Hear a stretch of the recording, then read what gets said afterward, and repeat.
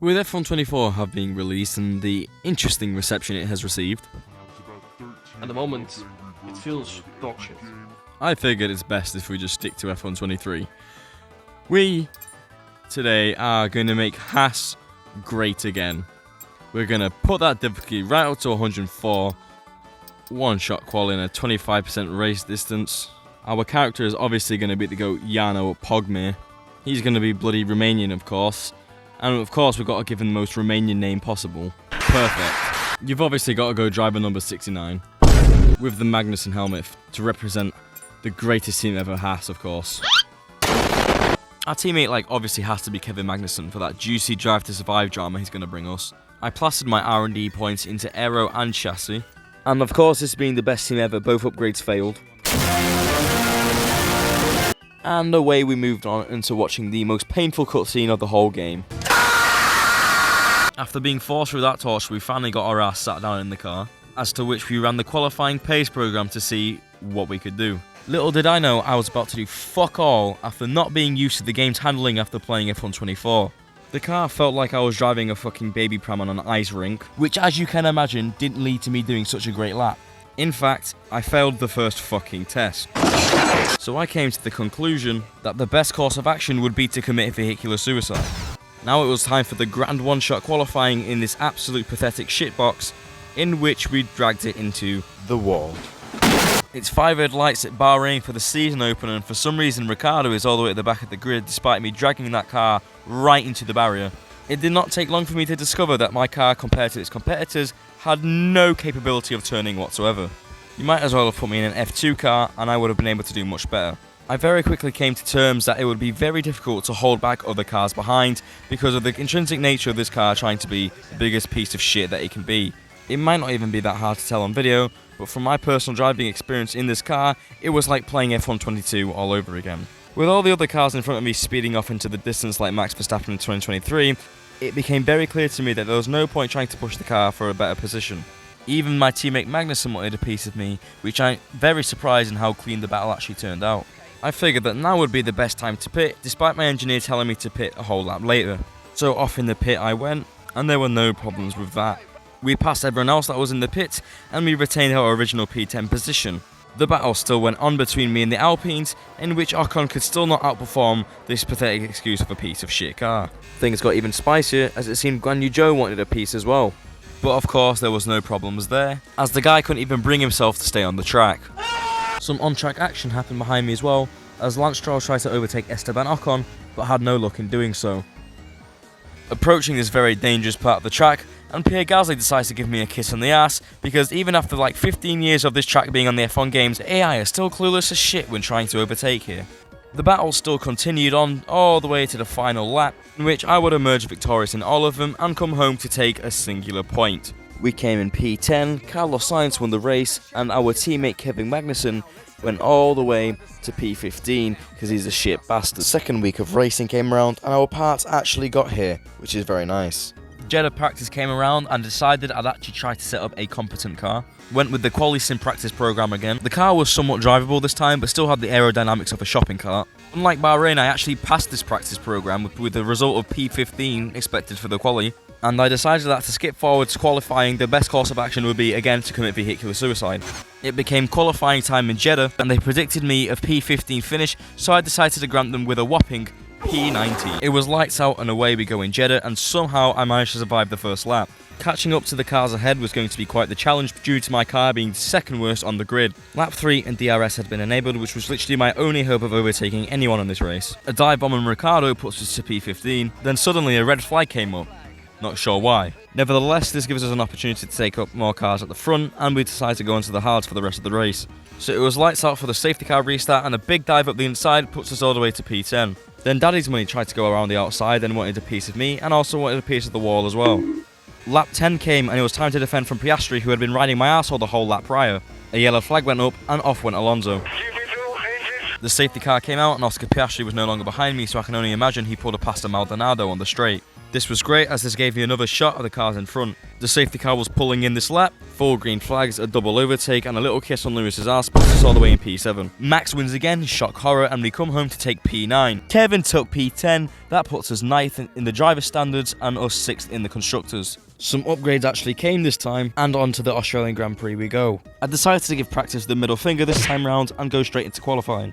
I tried to set up the car myself once again. It only took me turn 1 to realise that I have no fucking idea when it comes to car setups. And for anyone upset that I didn't do my race week vehicular suicide, don't worry, that still happened.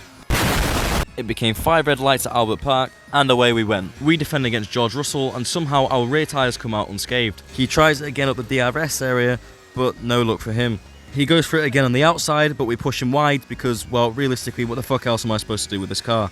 Some interesting action going on behind me as they all decide to make it a 4-wide battle going into turn 1. Russell tries again up the DRS area, and you and I will notice very soon that this becomes a very common theme throughout the whole race.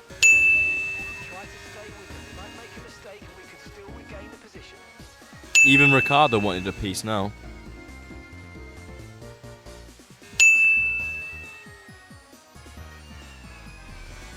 Daddy's Money's car ran out of funding and broke down. I'm extremely angry. The battles kept on going. Was just driving along when my engineer decided to say, Ocon, stopping now. I really don't give a fuck, Mark. It was the last lap before I boxed and I nearly lost the car, giving myself a flashback of quali. So into the box we go, and there was no problems with that. It would appear I hired Ferrari strategists though, as they put me in hards instead of mediums. But of course I didn't stop the cycle of Daniel Ricciardo going up the inside and then backing out. And then once again, courtesy of Mark, he decides to tell me that Perez is in the pits. Mark, I don't give a fuck. Even Logan Sargent came in. Max came home to take P1 again, wow, surprise surprise, and fucking Russell hasn't had enough. We keep him behind though, and we come home at Albert Park to take P15. Russell takes his anger out on me by overtaking me after the checkered flag. Is he a fucking prick or what? Our boy Kevin Magnusson took home P8 after placing P13 in qualifying, so that's great for the team. Our upgrades failed again. A fuck media has asked us to choose a rivalry, and we've got a great quote here for Esteban Ocon. Esteban is a talented driver. Yeah, we've got to pick him. This weekend is supposed to be full of goodies in our facilities, but of course, I can't fucking compare! now it's time for the Azerbaijan Grand Prix. It's going to be interesting to see how this race weekend goes, as this is our first sprint weekend. Last time I touched the setup, it didn't go exactly to plan, so I decided to just adjust the wings and leave it at that. Away we went in qualifying, and everything was going quite well until I am stupid. the 5 red lights went under the way in Baku, and we survived the opening. A few overtakes here and there, including on our teammate, and we move up into P13. A huge send on the inside of Stroll also puts us into P12. This is the first time the car actually felt okay. It felt planted to the ground and I actually felt connected with it. It was the final lap and my final chance to catch up with Ocon, which I didn't, but that's fine because we still have the race to look forward to. I can't plan strategies for shit, but I decided to experiment and start on mediums and go to softs later on in the race, rather than the other way around. It was 5 red lights for the race in Baku, and away we tried to survive. We overtook George Russell for P9, who is for some reason at the back of the grid again. Fernando Alonso once again out of the race, the poor guy can't catch a break. Unfortunately, we weren't gaining any more ground to the cars ahead.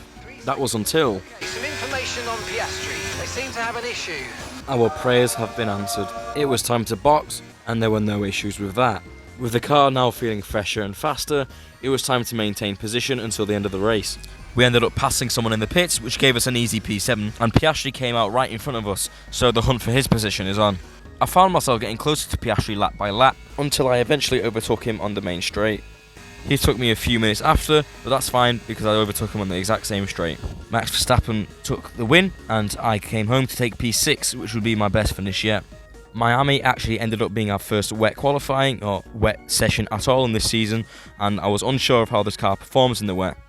One shot qualifying underwent in wet Miami, and the car actually performed okay, but not okay enough to be the AI. I think I might have put them a bit too high. I took the checkered flag and bagged my second P19 of the season. Not ideal. Okay, as you know, this is the team's home race, which means it's extra important for everybody in this team. They've got friends here, they've got family here, they're all in the grandstands watching, so let's go and put on a good show for them. For some fucked up reason, my dumbass self doesn't have footage of us coming off the starting 5 lights, so here I am halfway across the track. Shockingly, this car actually feels quite agile through this track. It's lap 2 approaching lap 3, and the grid is quite closely packed together, surprisingly.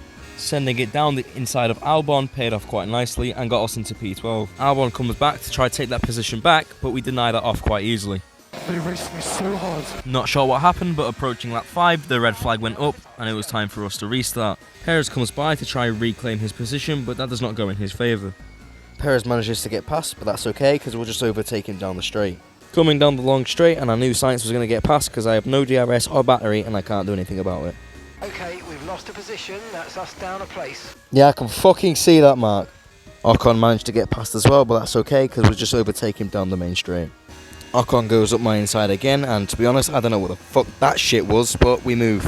Okay, as you know, this is the team's home race, which means it's extra important for everybody in this team. They've got friends here, they've got family here, they're all in the grandstands watching. So let's go and put on a good show for them. I put on a good show as Mark and the fans wanted. I took off Ocon's wing and I came home to take P9. Not the best result that the fans would have wanted, but I fucking tried, alright? Leave me alone. So far, we are P9 in the driver standings and P5 in the constructor standings. Can we make it to the top at any point? Stay tuned to find out next time.